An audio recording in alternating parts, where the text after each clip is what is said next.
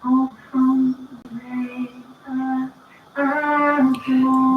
guys, what's going on? It's me, Jay. I just wanted to talk a little bit about Frank Sinatra. It's his birthday today, and since it's Christmas, he was a very important figure in Christmas. A lot of his music was Christmas oriented.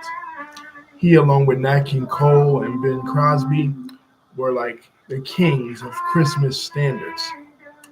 But I wanted to talk a little bit about him and his career. He was born in Hoboken, New Jersey. Um,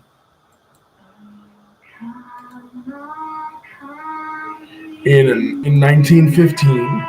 So basically, a year after World War One started, the United States was not yet in World War One yet.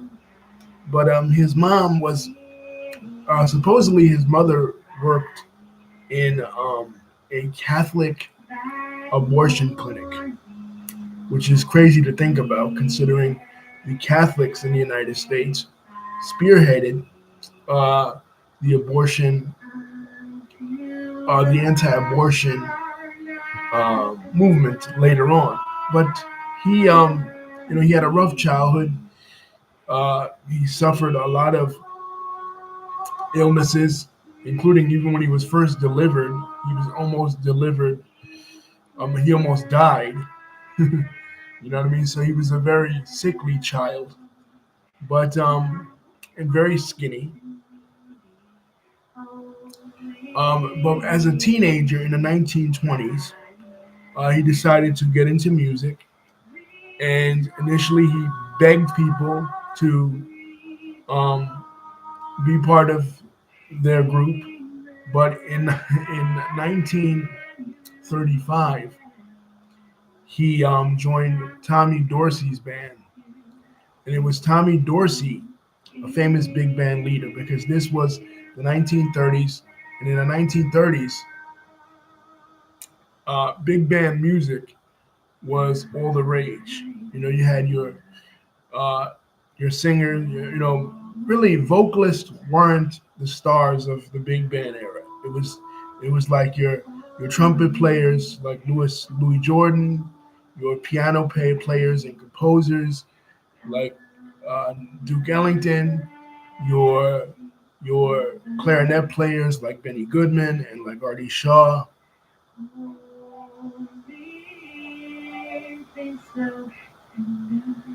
And those guys, vocalists weren't popular, but you did have Nat King Cole, right? Nat King Cole was popular from the late 1920s into the 30s, and Nat King Cole also very well known for music, for Christmas music in particular. So, um, like you hear in the background, Silent Night, Holy Night, like a lot of religious music for uh, um, Christmas. But overall, by the time we get to the 1940s, in particular 1946, we have Frank Sinatra becoming the most popular star in music ever. You have the phenomenon of the Bobby Sox girls, which this is a phenomenon that would occur in music over the decades. Over again, it would occur in the 50s with Elvis, in the 60s with the Beatles, in the 70s with the Bee Gees, in the 80s with Michael Jackson, in the 90s with the Backstreet Boys and NSYNC, in the 2000s with Justin Bieber, in the 2010 uh, um, uh, in the 2010s with artists like Drake or A Boogie with a hoodie. You know, the phenomenon of the teen pop star. Well, Frank Sinatra was the first person to do this. Ben Crosby describes the he felt like the building was shaking when Frank Sinatra came out with his first solo album. Tommy Dorsey was a mentor to him, but the big band era was we were moving away from the big band era into a lot of the smaller bands in jazz in particular. You moved away from the Louis Armstrongs of the world, the Duke Ellingtons of the world, to the Charlie Parkers or the Dizzy Gillespies of the world, moving away from the big dance, the big ballroom dance places like the Savoy in Harlem, like the Palladium in downtown Manhattan, to the um, to the smaller arenas and clubs like Milton's Playhouse, moving away from big band into bebop as far as jazz was concerned. But as far as mainstream music, the soloist, the vocalist was taking supremacy. Even artists that hadn't been vocalists like Louis Armstrong were starting to sing on records by the time we get around to the late 30s and early 40s. And by the post-war era, 46, when when Sinatra goes solo, that's a year after the end of World War II. That is completely so he basically completely revolutionizes music. But it's not only music when it comes to Frank Sinatra, though. He's involved with movies. He's the first crossover star in music to be really in movies. I mean, Louis Armstrong had certain roles, but again, Louis Armstrong didn't have the access to the mainstream public because of racism, because of institutionalized racism. Because of institutionalized racism, Louis Armstrong did not have the backing of the mainstream, whereas Frank Sinatra did. Frank Sinatra could go places that Louis Armstrong could not go because of his race. And similarly, one of Frank Sinatra's comrades in the entertainment industry now, there begins to be a super group that forms of comedians, entertainers. You had Sammy Davis Jr., Frank Sinatra, Dean Martin, and Jerry Lewis. Jerry Lewis is a comedian. Dean Martin is a singer. Frank Sinatra is a singer, and Sammy Davis Jr. is somebody that he does it all. You know what I'm saying? He's a jack of all trades. But Sammy was the only black member of this group. And later on, by the time we get to the 1950s, the mid 1950s, Frank Sinatra becomes one of the first artists that was a music star, a touring music star, and decides to get a residency at Vegas. Others would follow in his footsteps. Others would follow in his footsteps later on. You would see Britney Spears with a Las Vegas residency, Celine Dion with a Las Vegas residency. Before any of these, Elvis later, people think Elvis was synonymous with it, but no, Frank Sinatra did it before Elvis. So before anybody did anything, Frank Sinatra did it before them. He was a trailblazer. But he was one of the ones to get Sammy Davis Jr. booked in certain segregated clubs, both in Las Vegas and in Cuba, where black performers could not perform. And he stuck up for his friend Sammy Davis Jr. against racial segregation. I mean, you had Sammy Davis Jr. He would date white girls, and probably Dean Martin and Frank Sinatra had to come to his aid. You know what I'm saying? Because Frank Sinatra, one of the things that was unique about him is he was the first entertainer to really have mafia connections. You know what I mean? Mafia connections with the Cosa Nostra. You know what I mean? Now, people say there have been Cosa Nostra guys, mob guys, wise guys that have been interviewed on platforms such as Vlad TV that have said that he was basically used by the mob. But either way, he was, he had those kinds of connections, right? Now, as far as him in politics, what is his stance in politics?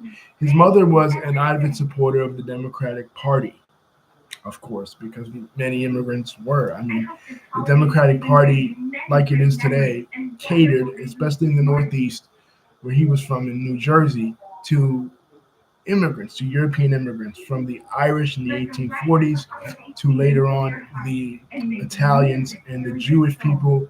That was the base of the Democratic Party. So why wouldn't she be? Frank Sinatra, when he grew up later, he also kept that allegiance. So fast forwarding to 1960, and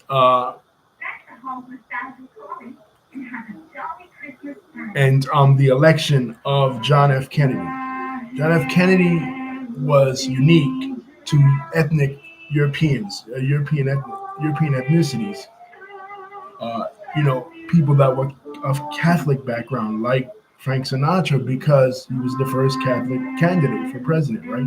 These ethnic groups, each of them were discriminated against when they arrived here in the United States for various reasons, and Kennedy's candidacy energized him. So, needless to say, Kennedy is running against Nixon, and Frank Sinatra is one of those that energizes the base to vote for Kennedy and performs at Kennedy's inauguration in '61, and remains basically a loyal advocate for the Democratic Party up until the '80s when he performs again at another inauguration for Ronald Reagan in 1981, because it's part of that switch, that same base that Kennedy had built up, that working class base in the Northeast and the Rust Belt, later switch allegiances to Reagan in the '80s.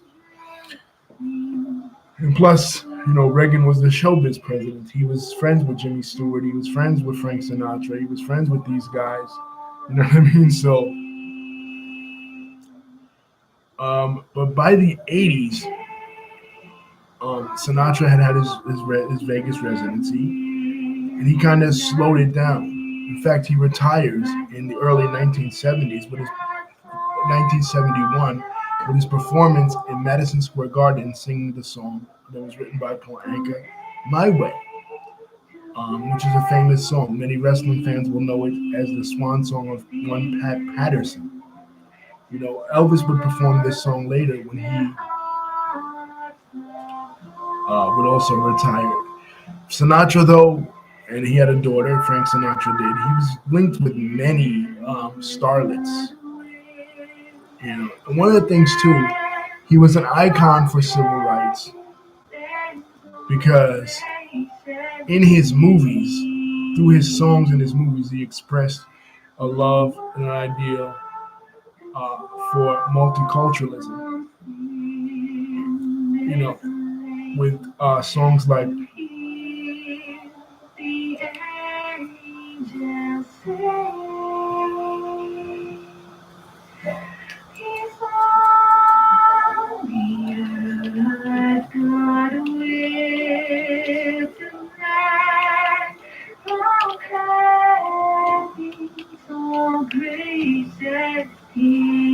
like "The House I Live In," he would express his love and desire for people of all races.